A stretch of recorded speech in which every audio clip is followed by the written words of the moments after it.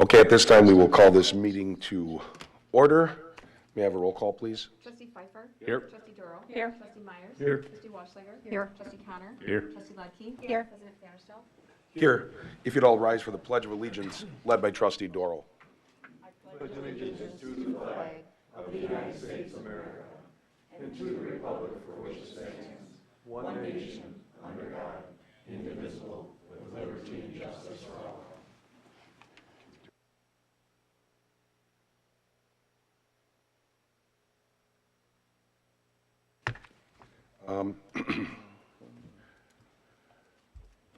Public comments.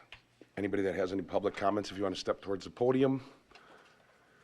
Hi, Val Wisniewski, 501 Ransom Road. A month ago, I spoke during public comments in regards to a large political sign in the community and how it violated our local ordinances. I was told that it was possibly in conflict with the state statute, and the village attorneys were looking into it. Thank you for the communication on that. To date, this political sign in question is still up, which leads me to two conclusions. The state statute does supersede local ordinances, or it's still being looked into. Either way, I have a concern. If it's the fact that the state supersedes, can we update our ordinances so all people running for public office know what the limits are? Or if it's still being looked into, I question why is it taking so long? The attorneys seem to move pretty quickly when asked to create a brand new ordinance to allow the president to pick who he wants to fill an open trustee position. Why is this taking so long when it should just be a quick clarifying call? With the November elections right around the corner, I'm asking that before any more time is spent discussing and researching food trucks, that you figure out what's going on with this ordinance. And furthermore, I'm asking that all village ordinances to be reviewed to make sure there are no more discrepancies. Doesn't have to be all at once, maybe a couple every meeting, but it would be nice. As a village resident, I don't think it's too much to ask that the ordinances that are online are up to date and accurate. Thank you. Thank you. Anybody else wants to speak in public comments, they can step towards the podium.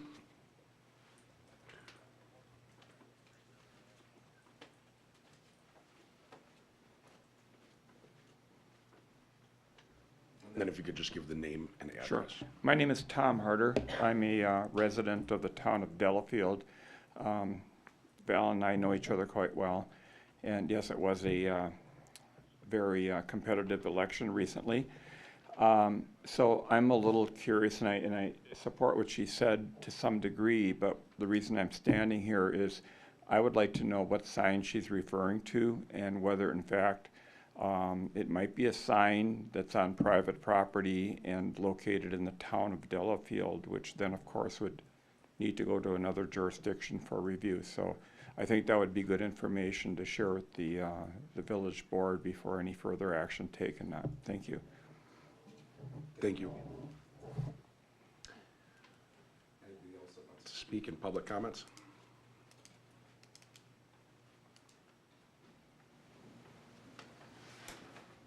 First item on the agenda is consideration of a motion to approve the village board minutes from the March 28th meeting.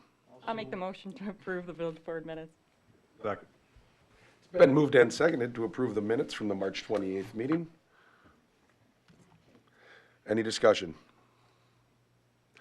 All in favor? Aye. Aye. All opposed? That motion is carried. The next item we have is consideration of a motion to approve vouchers for payments in the amount of $844,038.24. I'll make the motion that we approve the vouchers in the amount of $844,038.24. Second. It's been moved and seconded to pay the vouchers. Any discussion? All in favor? Aye. All opposed? That motion is carried.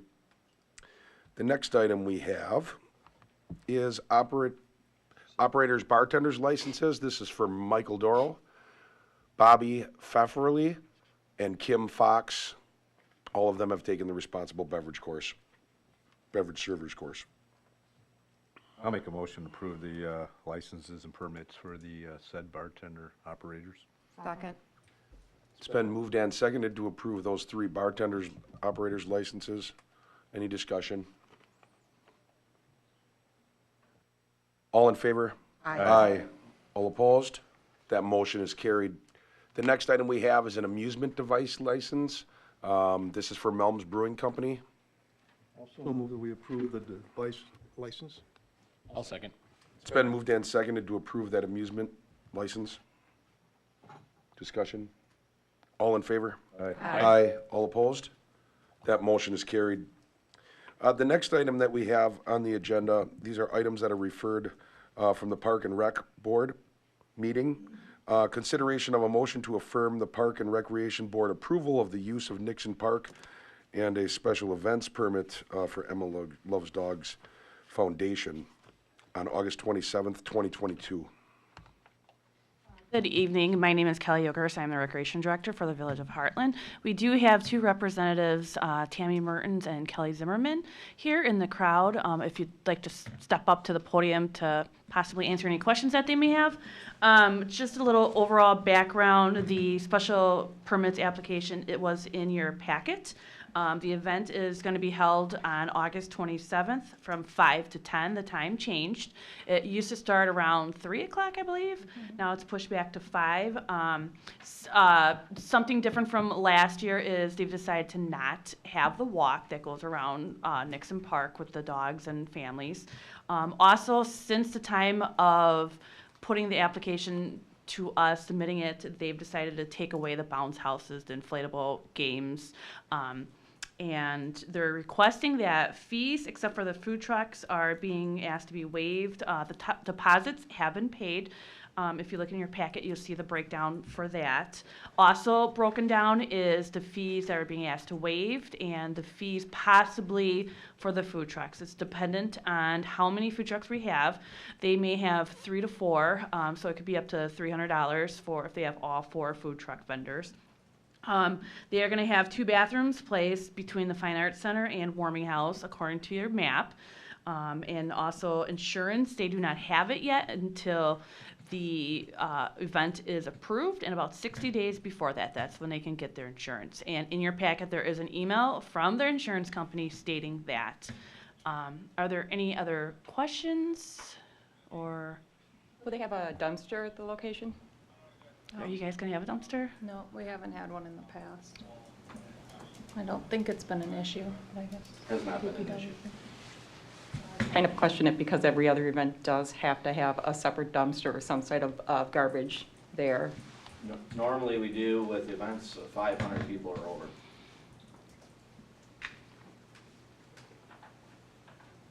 The application says that will your event take place in the Village of Hartland Park, and you've got no.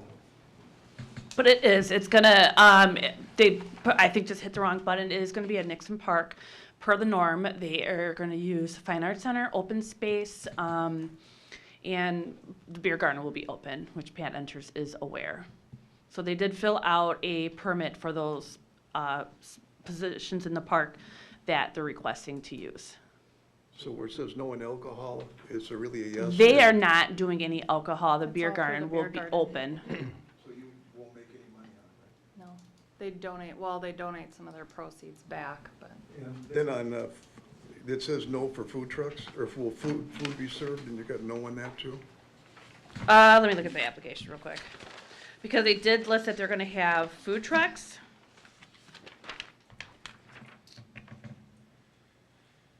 Where is that? They will not. I think they took it as you will be serving food, no as the organization, Dogs is not foundation. selling it, yeah. But they said, yes, you will be obtaining outside food vendor permits under separation applications, so that was marked yes. So I think they probably read it as the organization themselves. Like Kiwanis, when they come to Hometown, they sell the food, they do the work. Here, if they're gonna have vendors come in and do it. So I think that was, I think it's a great event. I mean, it's really nice. My only concern is we have fees. And when you waive fees, I waive fees for you, and the person across the street comes over and say, I want to have the park, and I want to, how do I say no to somebody? After we say yes to you, how does somebody say no to the somebody else. That's the only problem I have. It's a great event, but, I mean, DPW still has to cut the grass, we have to pick up the garbage, we have to do this, we have to do that, we have a lot of people working. But my concern is, there really is a question, if we have a yes or no, if we say, yeah, you can waive your fees, why the hell do we have fees? I guess justification is we're a nonprofit, so I don't know how many nonprofit versus profit you have of events, but. Chambers are a nonprofit too, and they have a big picnic in the park. Chambers of not-for-profit, not-for-profit. What's the total? If they did pay the fees? Total would be, if they paid all the fees, it would be $811.03. Their if waived, it would be waiving of $511.03. They did pay the $900 total deposit fees that will be reimbursed after everything is found as is. So if you waive the fees, we'll get approximately $300 that will be oh my God, I can't talk. Be dependent on how many food vendors they have. Up the floor. Okay, you can have the floor. I love the event, I attend the event as well, but I do agree with Trustee Meyer that we do run into the problem of the no fees. And you're a great non-profit organization, absolutely. Love to see it there, love to see the dogs and all that, but there's a lot of non-profit events that happen in the community. And if we just gave a free park, like what Trustee Myers had said, if we have our park and our police and our fire, if we had just all nonprofits there using it at no charge, then we would just be losing money, and that goes to our taxpayers, that they would have to absorb all the money. So, I mean, I understand that you're doing it and you're raising it for a great cause, but, I mean, it's not a lot of money. I just think we have to really be careful of that. Yeah. I yield. To be fair, it is a lot of money to us, because we actually don't raise a lot of money off this event. This is more of a community event to keep Emma's legacy alive, and we have to pay for a band, and we pay for the food trucks. So we actually don't net much out of this event. It's more of a marketing and community event. I understand that. fundraiser. We have a lot of community events in Hartland that the money stays exactly in Hartland, and trust me, it breaks my heart. I'm not saying anything about Emma at all and keeping her whole memory alive, and that's not my point of saying this. I just mean that I just have to think of the other ones that might come forward.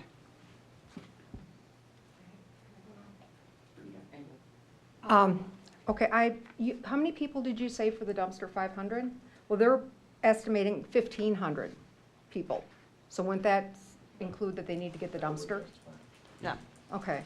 And then also, and I'm piggybacking what Donna and Mike said, or two trustees at that end,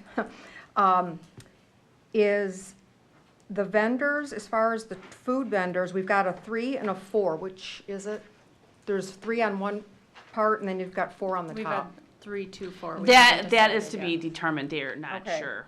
And then also, tents and canopies. I know I went to it, I think it was the first year, and there was tents. Are you gonna have any tents? You've got no on here, so you're not gonna have any tents you're putting up?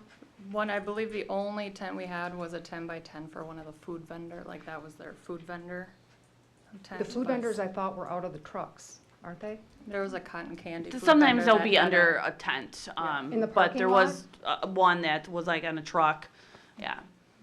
So that would be under the food vendor then. And then also the portable restrooms. I'm questioning the placement of them. I'm glad you're getting them. And I love, again, you guys and what you're representing here. But in the past, whenever I've gone to an event, they put the the portables down by the dumpsters on the far south end of the parking lot, instead of up by the warming house or where people might have food and other things. What are your thoughts, Dave? As you recall, actually for the ice skating rink, we did put them just south of the warming shed as well for the winter event. But I think they need to be on the south side, not in between the warming house and the fine arts center. We do put them there between the Fine Arts Center and the warming house for the hometown celebration. That's where they are placed along they're on the actual parking lot, the doors facing the beer garden, so they walk out onto the grass for safety. Okay, so Dave, Yes. do you agree that maybe they should be on the south part of the parking lot, south side, the south We tip? can put them and- on the pond side, or just around the warming shed, just south of the warming shed. Okay. And also, as far as the cleanup, I think we do need to get the dumpster, and are you going to be providing the cleanup after the event? We do And ourselves, any, yes. like if there are tents put up, you have to fix the holes and whatever? Yeah. Because I don't want to have our DPW going over there and taking, their salaries that the taxpayers are paying to take care of this. And then, as far as the fees go, I do agree with the trustees. We do have them for a reason, and I do agree with what was said as far as the fees are there, and I do feel they should be paid. Otherwise, we're gonna set precedents and have, who knows, how many organizations, which there are a lot, because we have such a wonderful park. And I think that we do need to get those paid. Well, they're already paid, but not waive them. And I yield the floor. My question is for Kelly. Just backing up, so on our agenda, it states that this is from the park board, so there was approval. They are making a recommendation to the village board to approve, and leaving it up to the village board to, if you would approve waiving the fees that are requested. Do you know when this went in front of the park board? Last Monday. Last Monday, and did they have a chance to review the application that we have in front of us? No. So they didn't see? Well, they did see that application. What you see is what park board had. Okay, so then, did they discuss any of the inconsistencies that were in the application? No. I yield. Anybody have any other questions? This event went last year, this went before the park board. Are we, It went in front of park board. The last 2 years has gone in front of park board, and right, they've. I just want to know if we see any issues, that's where all the logistics and the real details are supposed to, but No, it seems the like when only it came up here, concern there was some. DPW had was if it's, rate is in the forecast, make sure the food trucks are on the cement in the parking lot. Where would what be up? You said if it rains, they would be on, make sure they're on the blacktop. Where else would they be, even if it wasn't raining? In the parking lot. Yeah, so they're Yeah. gonna be there no matter what, rain or shine, correct? No, they would like to put it on the path between the Fine Arts Center and Park Avenue, that path where we have the vendors for Hometown Celebration and for Bark River along that path. Trucks on the grass? Yes. Oh, okay, I didn't see, oh. Yeah, I didn't have. That's in the memo also, Yeah, that was yeah. stated to us. It sounds like we're gonna, I can't predict the vote, but I've got a pretty good guess. But contact me and we'll see who we can get you in contact with. Just try to see if some businesses won't step up or people will step up to help you cover those fees. So then it's not waived by the village, but you're getting some help there, so just contact me. Sure. We'll see what we can. Appreciate that. And then do we get in touch with you for the dumpster? I can give you a contact, Okay. yeah. Perfect. I'll send that tomorrow. Ladies, you can give me a call. Okay. I'll handle it. Yeah.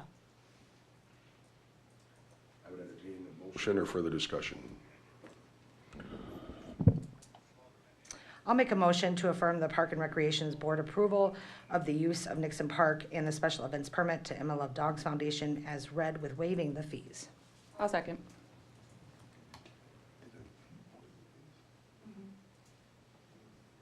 Clarify? Yes, sir, with waiving the fees, as stated within the memo and packet that we were given. Good, perfect. That's what you wanted to second? I second that. Okay. Any discussion? I second that. I want to make sure that, it's something that the park board considers when moving forward now, that this is already done, they're already in their planning. I completely understand that, but I just think we have to be a lot more aware of it this year. Again, nothing to you guys whatsoever. It's just great. We just have to be careful of that. So, So Sir, I really couldn't hear way down south there. the motion on the floor is to approve what's been submitted with waiving the fees, including waived fees for 511.03. sorry, one more question. Were you waiving the truck fees as well, the food truck fees, or just the main fees? The main fees. Okay, thank you. Then I agree. So with this being discussion, just for clarification and for the minutes, so we're talking $511.03. That's the motion that, I'm pretty sure that's how it was. Food trucks, whether it's 2 or 4, they're gonna pay for those. And that's, Yes, sir. okay, I just wanted to make sure that down the road we're all on the same page, so, yeah. Thank you. Took us a little while, but Thank we'll you get so there. much. Any other discussion? I would just echo Trustee Dorau's comments. The inconsistency there in the application, you know, as we continue to have organizations and nonprofits coming forth to us, not having to hash this out at the village board level, you know, I feel confident that the individuals on our park board should be able to do this. So making sure we're really dotting the Ts and, you know, or crossing the Ts and dotting the Is through that. I'd like to say I will take full responsibility for this because I am in charge of these events and I obviously just was an oversight. And I know I do, especially events, I usually tell them, give us the highest number. And that's why I usually use 4, or I use the highest number when I am doing the fees. So I apologize on my end for not being more consistent with the application. Good. All in favor? Aye. All opposed? Okay. That motion is carried. Did you get all of them? That's what I have. Yep. All right. Now we have other items for consideration. Consideration of a motion to approve the installation of a historical marker on the First Congregational Church property. Good evening. I'm Louise Hermson. I'm at 2115 Stone Drive in the city of Delafield. And last fall, you were kind enough to approve the installation of Hartland's first historical marker in Nixon Park, which I think looks great in the location that some of you helped recommend. At the time, you had encouraged us to consider other locations, historic locations in the community. So I began a discussion with Garth Bowen, who was initially very excited about the idea of removing the decrepit sign that's on the front of the Stephen Warren property. But he went incommunicado with me after trying to reach him many times with many different approaches. So I started having discussion with the First Congregational Church across the street, which is also mentioned in the copy. The copy you have before you now has been slightly modified from what you saw as an idea last fall for what a second marker could read. It's more chronological order now, so it should be a little easier for people to follow. That marker, again, will reference the Baroque Tavern, the Stephen Warren property, and the location of Hartland's first historic church. So we were very cognizant at the church in considering the location on the lawn for that.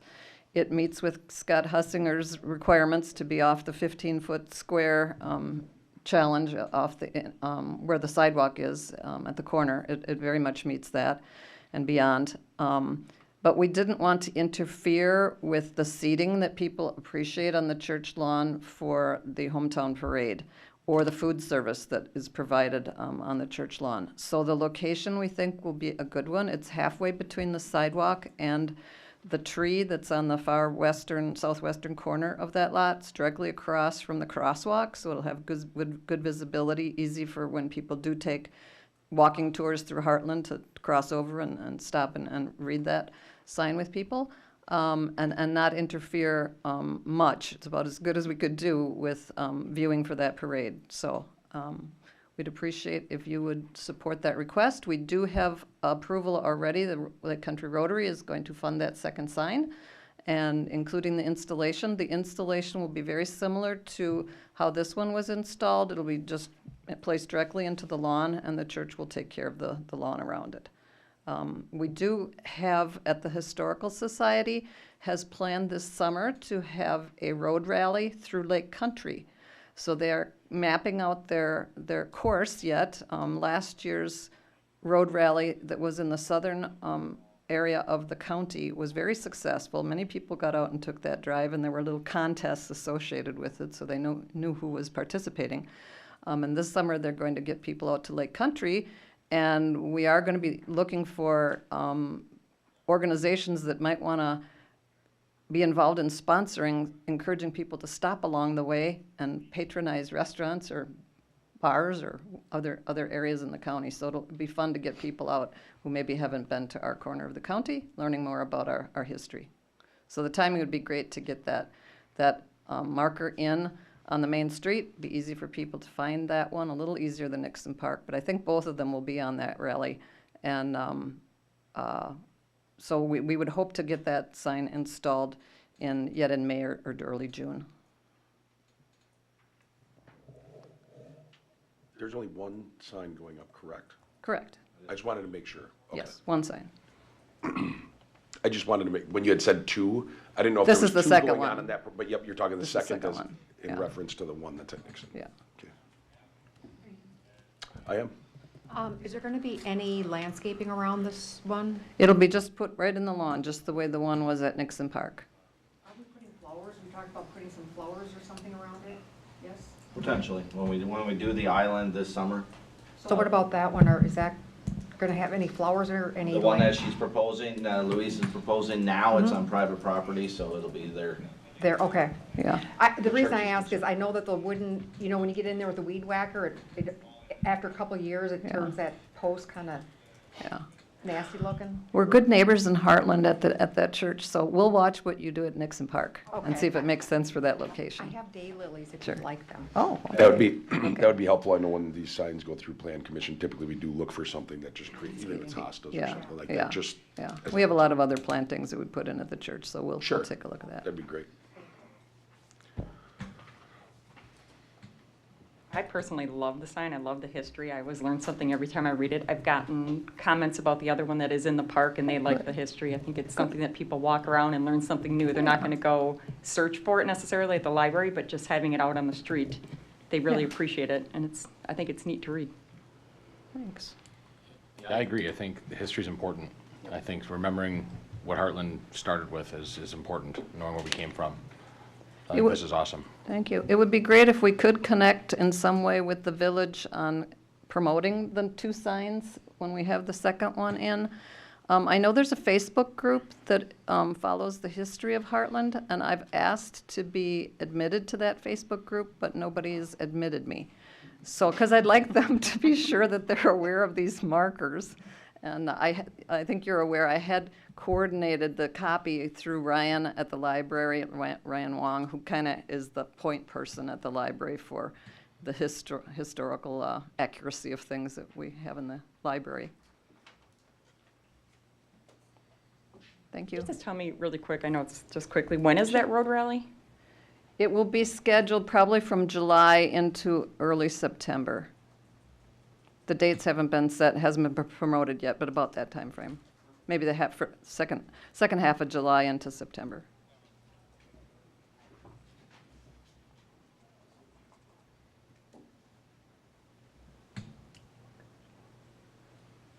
Well, I'd like to make the motion to approve the installation of the historical marker on the First Congregational Church property. I'll second. It's been moved and seconded to approve this sign for the First Congregational Church property. Any discussion? All in favor? Aye. All opposed? That motion is carried. The next item we have on the agenda is, thank you very much. Discussion and consideration of a motion to approve the purchase and installation of a surveillance camera for the municipal parking lot. Chief? Good evening, Chief Torrin Misko, Hartland Police Department. If everyone will recall, we did have some vehicle break-ins back in late October of 2021 in our municipal parking lot where vehicles were physically entered, damaged to gain entry. Some vehicles did have some items taken from them. At that time, we were approached by some of the neighboring businesses and some board members regarding potential surveillance of that municipal parking lot. We reached out to our camera provider at the time that does our municipal building here, Central One Security. They've just recently been bought out, and the name escapes me of their new name. But we reached out to them and they have looked at that site. They gave some recommendations as to how they can cover that municipal parking lot. Unfortunately, we don't have any internet there. It sounded like some local businesses were willing to supply their internet for us to connect into. The problem that Central One had is we'd have to store our physical hardware on site in a private business. These would be all public records that we'd have to keep for the state of Wisconsin record retention requirements, which for just generically building surveillance is 120 days. We're within that requirement here at the Village Hall Center where we have the different camera systems in place. But having that DVR system on private property where we wouldn't have readily access, plus their public records kept off-site, there was just some issues with how we would retain those records. So that option really wasn't working out well for us. So we asked them about any type of internet-based, cellular-based type devices.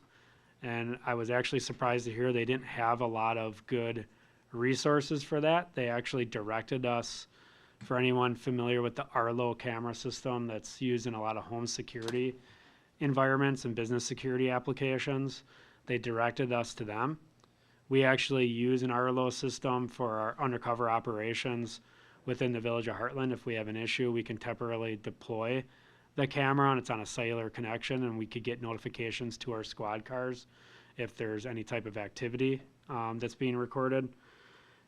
So we are familiar with the system, but for the actual recording of the surveillance for a building infrastructure and or municipal parking lot, the requirement as it stands today would be that 120-day requirement. The Arlo system is able to capture 30 days with a $3 monthly fee, very affordable, but they cannot do more than that 30 days. This is something we can approach the Wisconsin Open Records Board, and I'm sure that they would be open to hear under our circumstances of what we're trying to accomplish to make some type of waiver for that. But before we stuck a lot of the time and energy and speaking with the village administrator, we wanted to bring this to the attention of the board because there's other costs that would be going on with these type of systems. And obviously if they're productive here, they may be looked at for other sites like our other parks and municipal lots and of the such. But each camera system does require its own cellular internet connection. That would be through our current provider, Verizon Wireless, $37.99 a month. Just have that internet access, and then each camera is about $399.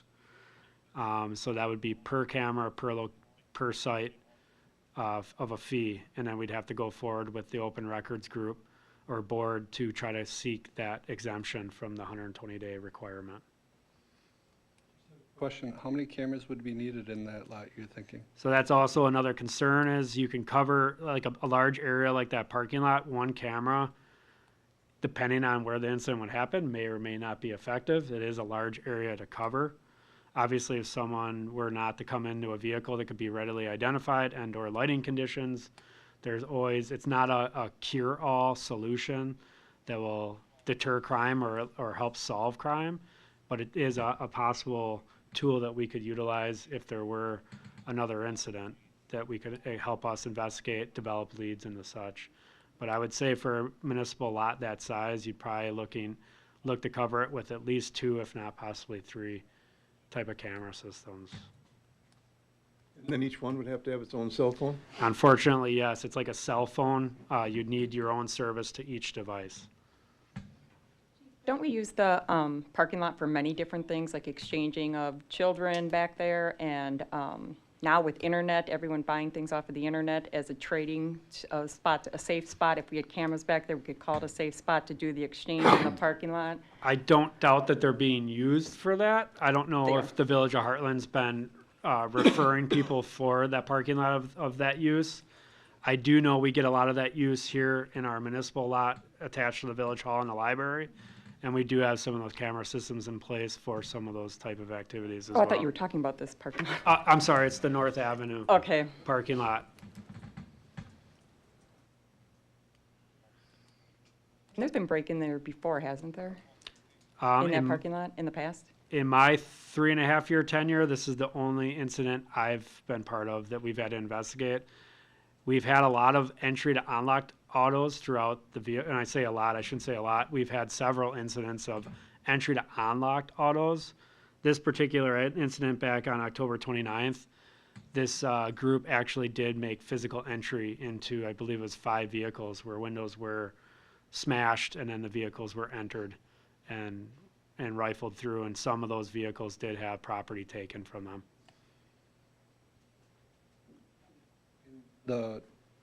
The people that broke into that, wasn't there kind of a wave going around other communities in southeast Wisconsin? We definitely see that in the suburbs from time to time where different groups will try to come out and locate. And it's from all over the place. We've recently had a group from Rockford come and do entry to unlocked autos. And that was back in December. So we do have that from time to time. It's common, especially to suburban areas around a metro area. And real quick, so the cost for that parking lot, 3 cameras would be $1,200. Assuming we could do the 3-day 30, that would be probably about $480, about almost $1,500 a year increase to have those 3 cameras and have the cellular service. Yeah, the true cost is coming in with the monthly cost that never is going to go away. Obviously, the camera system at $400, so whatever we were to add, so with your math on 3, that would be correct, would be about that $1,200 mark. The retention's very minimal. You're talking $3 per device for that 30-day fee, and I believe they even, if you have so many on the channel, they even cut a break on that. I'd have to look into that to be certain, but it's very minimal. Where the costs start adding up is that $38 cellular fee per device per month, which is never going to go away. Is it an effective tool? Absolutely. Can it lead us to develop some leads and investigate the crime? Absolutely. But it may not as well. So it's not a foolproof solution as well. I don't want to try to sell it as we're going to catch everyone that breaks into a car, because if that were the case, these things would be everywhere and there'd be no But at this time, we have nothing, so it's Correct. something. Okay. You done? Yes, sir. There's a lot of people that work, at the restaurants, and then they park back there. And I mean, I know there's been incidences, not necessarily logged, but where someone thought there was suspicious cars sitting there with people just sitting in the car, where it becomes scary if you're male or female, but you're walking your car and you're all alone and it's dark. We did try to increase the lighting and stuff like that. I think it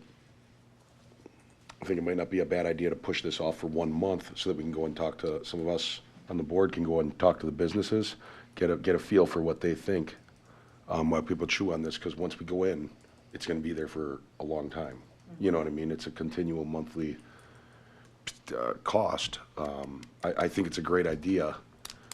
If someone made the motion, I probably would vote for it right now anyways, but maybe it's something that we should take that extra month and find out from the businesses or something like that. I think we have to wait anyhow because of the 120-day rule, right? Got to get approval.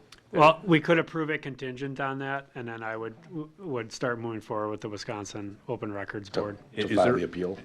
My only question on And I'm fairly confident that will not be an obstacle that we'd have to work through. I think they would understand our circumstances.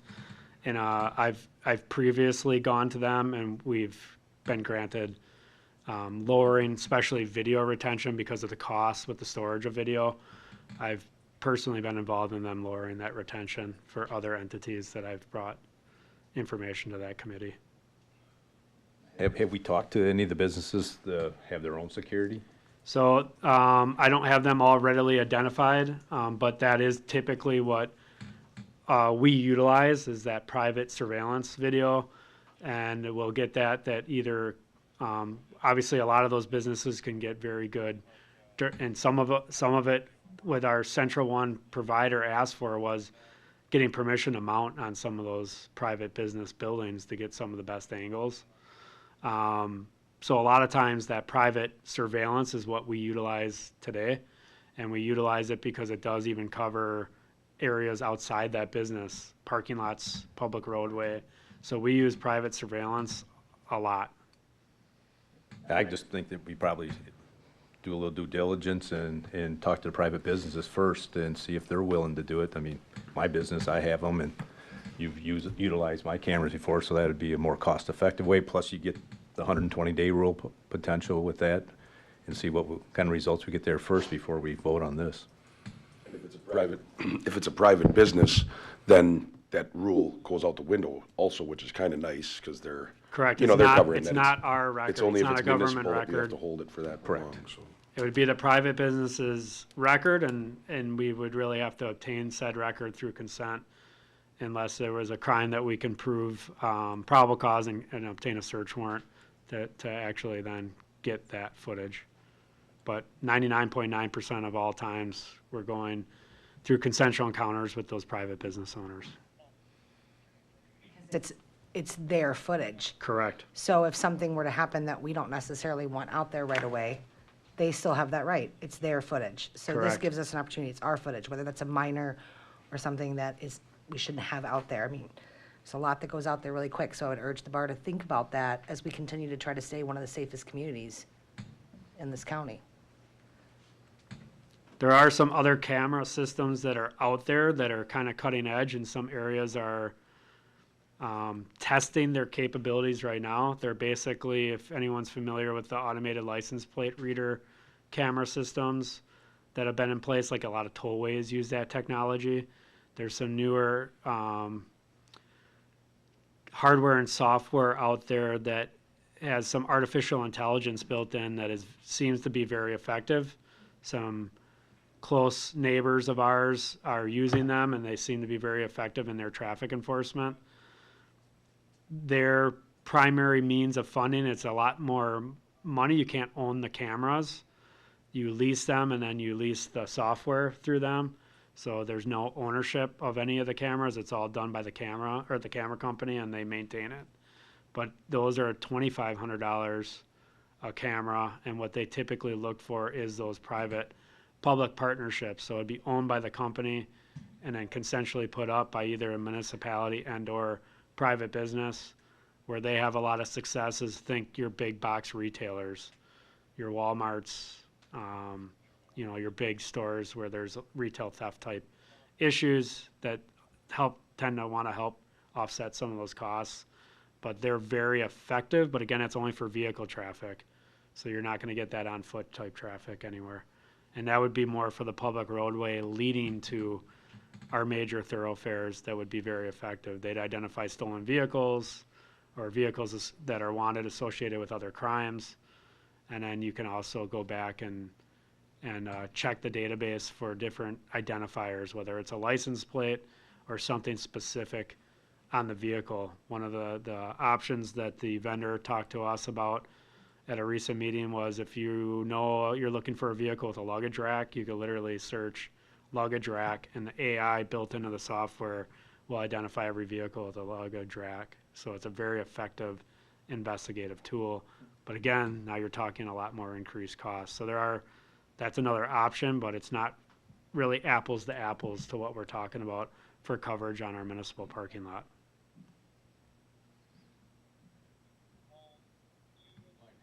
We should take a hard look at this and push this at least to the next meeting, if not a month, to give us some time to do some homework, because I do think that this opens up potential for wanting to do this then in other locations, and the costs associated with that are really going to have to be thought about.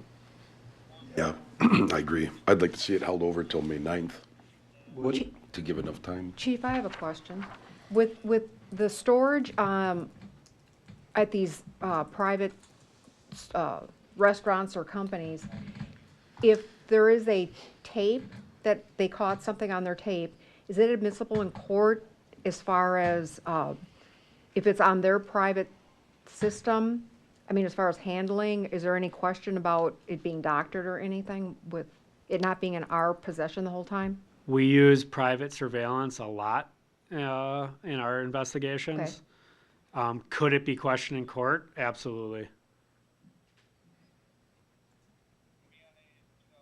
President, I was wondering if we could get a staff member to send us how many specific municipal lots we have, including parks as well, so that we know that, to Trustee Pfeiffer's point, as we continue to investigate this more, looking at estimated cost.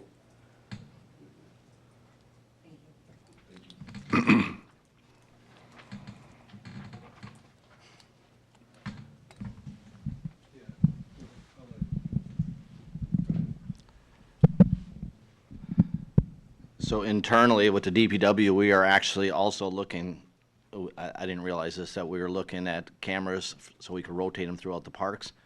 And we are actually waiting for parts from, pricing from US Cellular for the identical camera, the Arlos.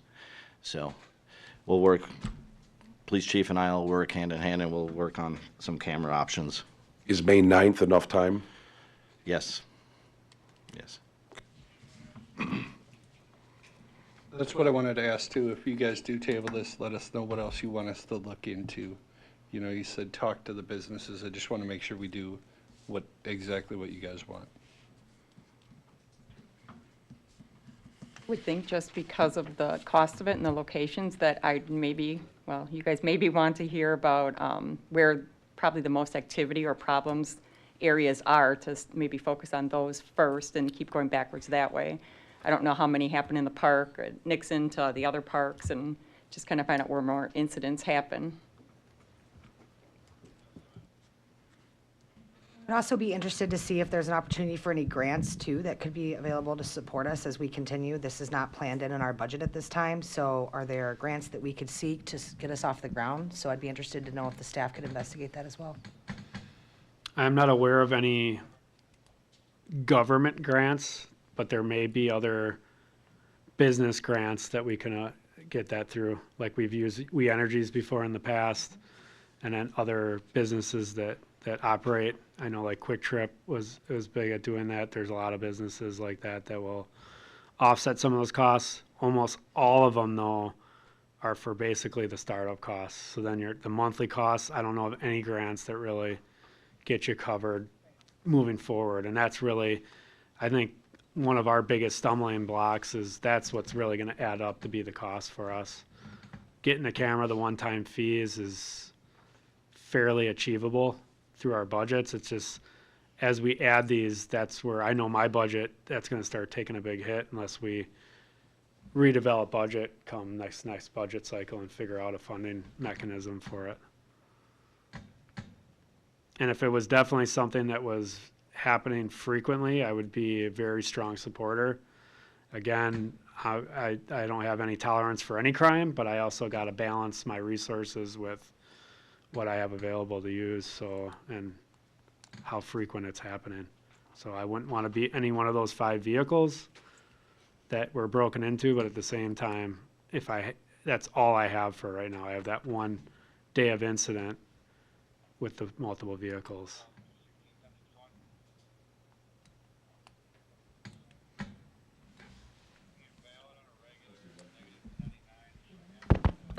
You're done? I'd move to postpone this to May 9th. I'll second. It's been moved and seconded to postpone this until May 9th at the regular village board meeting, while staff gathers all that information and discussion. Just to see clarity, I know we're going to look at number of municipal lots and parks that this technology could be deployed, but then you also are looking for what currently exists for surveillance in that area by private business, and then what the desire of adding that for any locations that don't have it. That's what some of the information, the data the board's looking for. Perfect. That one, to me, that one is a priority because you got Riverwalk right there, and we have a walking, a bridge that's right there, which is really dark, unless they've installed lights on the inside of it, which I don't think they have. But it gets really dark back there. But also, I mean, like when those incidences are happening, it makes it tough to catch it if stuff is happening, but I would never want something to. That parking lot's a tough one. because it does get pretty dark back there. But there's a lot of people that are walking through. A lot of service industry workers are walking at the end of their shift, so it's when it's late at night. And as all the cars are bailing out, the customers are gone, and now it's only the workers. I think it's at least just worth looking into. But as you recall, for that dark path, that DPW is in the process of getting that path lit. We're going to start in Nixon Park. As a matter of fact, that process will start next week, and we'll work our way to the north. Yep. And that wasn't towards DPW at all. Maybe we should have had Riverwalk throw some more in, but too late now. We're fixing it. You are correct. Did I take the vote? No, no. All in favor? Aye. Aye. All opposed? That motion is carried. Thank you. Now we have discussion and consideration of a motion to award a contract for the 2022 crack sealing program to National Industrial Maintenance, Inc. in the amount of $64,652.20. So every year in the budget process, we put money in there to crack seal our village streets. The reason we do that is try to prolong the length of our streets. Once you get water through these cracks, they freeze in the winter and then it starts popping asphalt. This year, we budgeted $70,000. The majority of the subdivisions that we're going to do this year, a bunch of roads in River Meadows and the Hartridge subdivision. As I stated, we put it out for proposal. We got 4 proposals. Staff recommends awarding the crack sealing project to National Industrial Maintenance Incorporated for the price of $64,652.20. I have a question quick. Sure. We've used Farner in the past, correct? We have used them. We have. Is there a reason they were they were double? So Farner and American, they want to seal every little crack, whether it's going through or not. The other 2 companies, if they're just a slight fracture, they call it, they don't do them, because what they do is come and router the bigger cracks to make sure that the crack sealing product gets all the way down to the bottom. That's how Farner and American, they want to do every crack, just because their name's on it.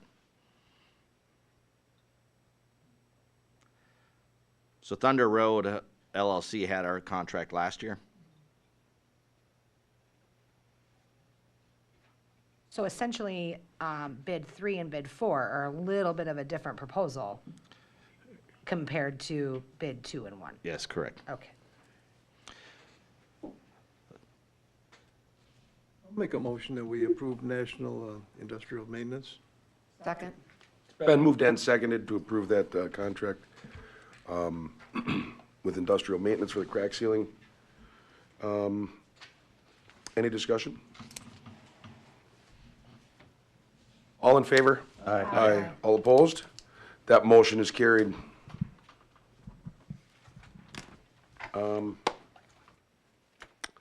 Announcements.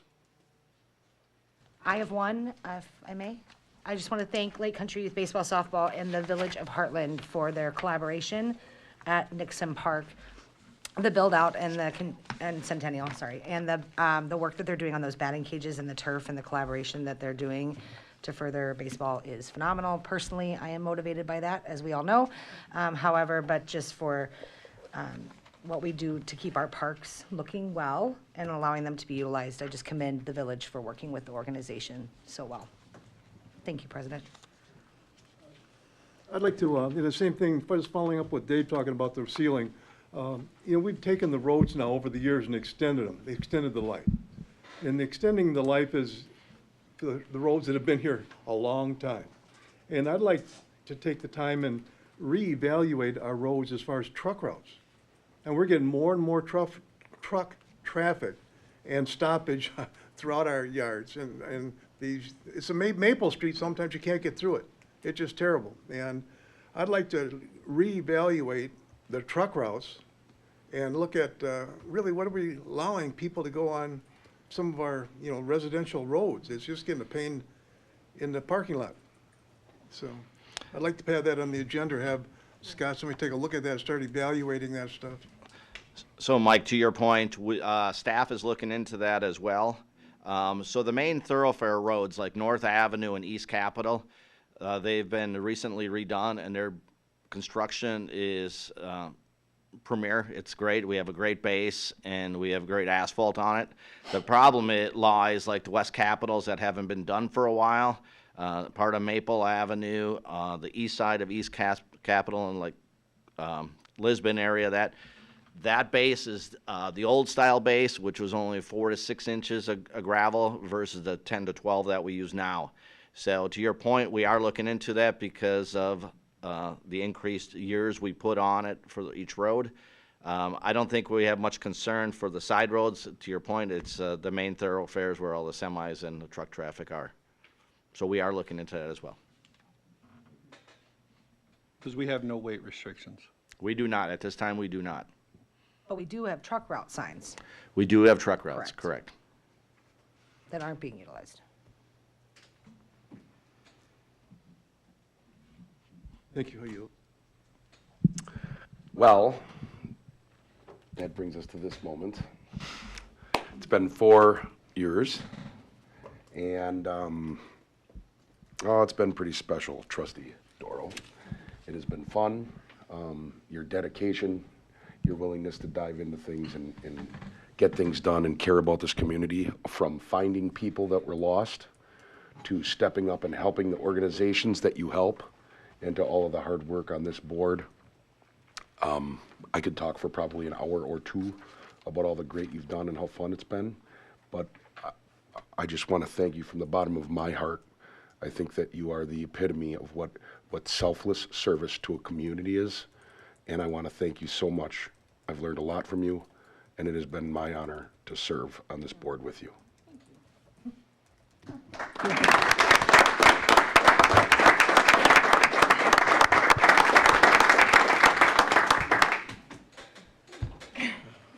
Well said, President. And I just want to thank everyone for the opportunity, now that I'm teary-eyed, for the opportunity to serve and to work under this great village and all the departments. I mean, we have fantastic departments, and if I over-question or I ever do anything like that, it's because I love our departments. I really do. I don't want Hartland to change. I want us to always be our unique Hartland. And so sometimes we've got to ask hard questions or do the hard things, and it's just because I don't know what we'd do without the way we are right now. So thank you to everybody.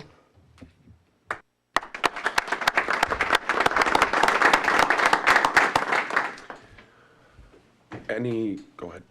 Just had a couple of things. We had a busy Sunday. I just wanted to read an email I received from Chief Neumer from the Village of Shaniqua Police Department this afternoon.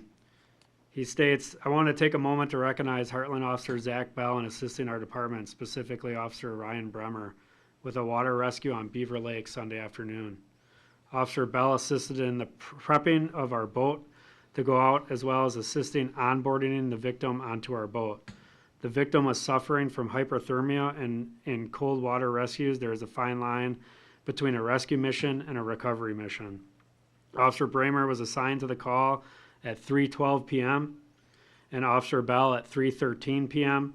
The officers were able to deploy our boat and have the victim extracted from the water at 3:25 p.m., 13 minutes from being dispatched. They had to go to an off-site facility, get a boat trailer it to the lake, get the boat on the lake, and then effect a rescue of a capsized kayaker that was struggling in some pretty choppy waters.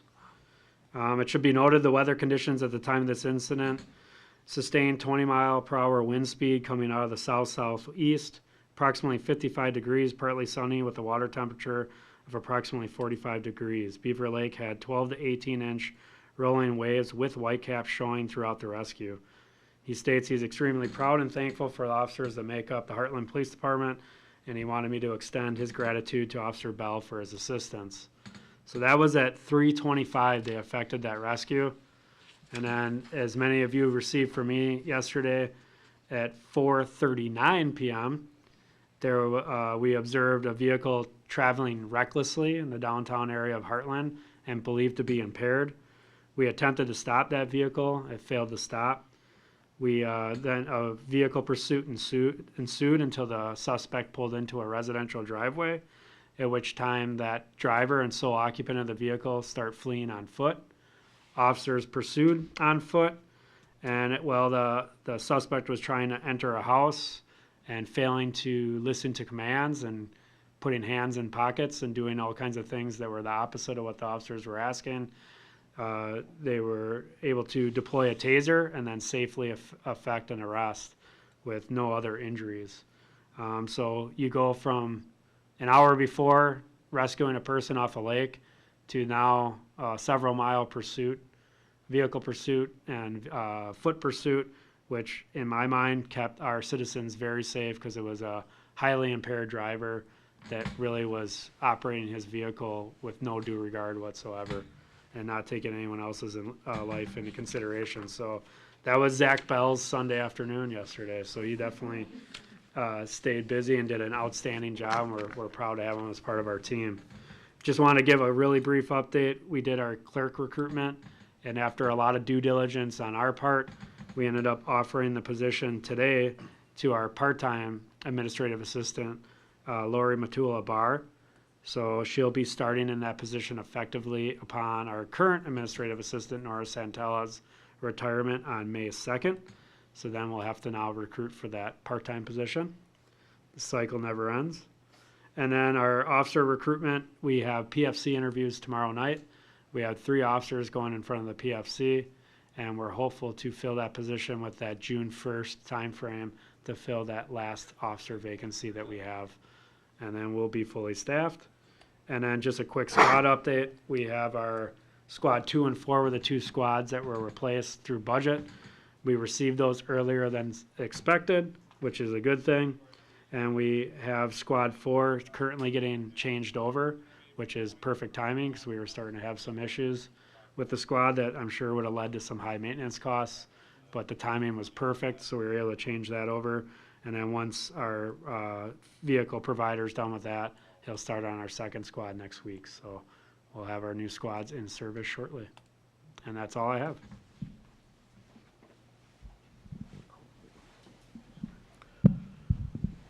So our new SCBA's came in. We've got them all labeled with Hartland Fire Department tags, so we know whose they are. They started fit testing tonight for masks and then putting them in service, doing the in-service with 5-alarm. Next Monday, he'll come in and finish up whoever wasn't able to make it tonight. So after that, they should be put onto the rigs and put in place. And he's also taking a look at our older SCBA's and seeing if there's any value to them that they would be able to reimburse us for. So we'll be bringing that to you when that comes up. Our new gear is in also. That again is being put into service tonight. There were a few issues with the names, and a couple of them they spelled Hartland with an E, and so those will be going back immediately to be fixed. County has our MDC computers at this time and programming them. They'll be out on Monday the 18th to install them into the vehicles and then start doing training on those for our personnel. So busy month for us. Thanks. That's all.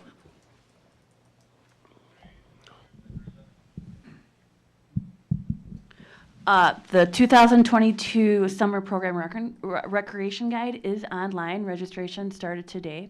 So go to Village of Hartland, wi.gov to check it out. And I would like to say thank you for Donna Dorau. She's been a very strong advocate for the Recreation Department. Thank you very much for your service and being supportive.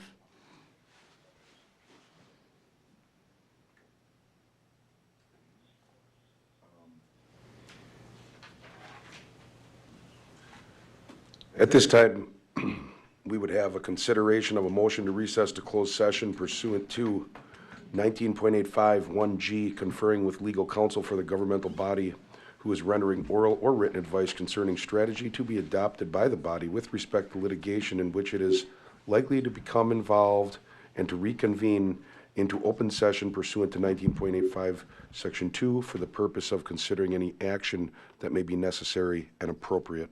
A roll call vote would be necessary to go into closed session. But first, a motion. I'll make the motion and move into closed session. Second. It's been moved and seconded to move into closed session pursuant to the sections that I read. Roll call vote, please. Trustee Pfeiffer? Aye. Trustee Dorau. Aye. Trustee Meyer. Aye. Trustee Walshiger. Aye. Trustee Connor. Aye. Trustee Ledke. Aye. Trustee McAnister. Yes. We will now take a couple minutes and then we'll go into closed session.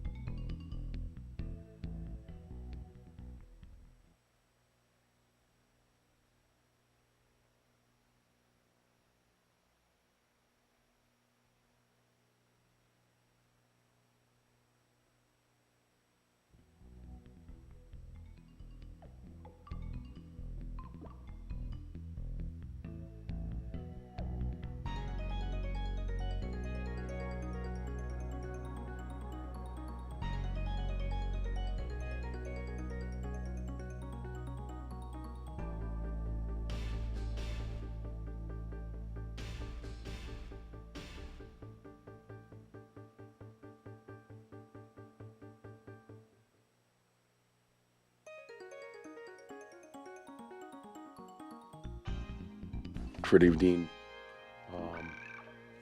outside of the scope of the village's insurance coverage. Any discussion? All in favor? Aye. All opposed? That motion is carried. Time, I'd like to make the motion that we adjourn. It's been moved and seconded that we adjourn. All in favor? Aye. This meeting's adjourned.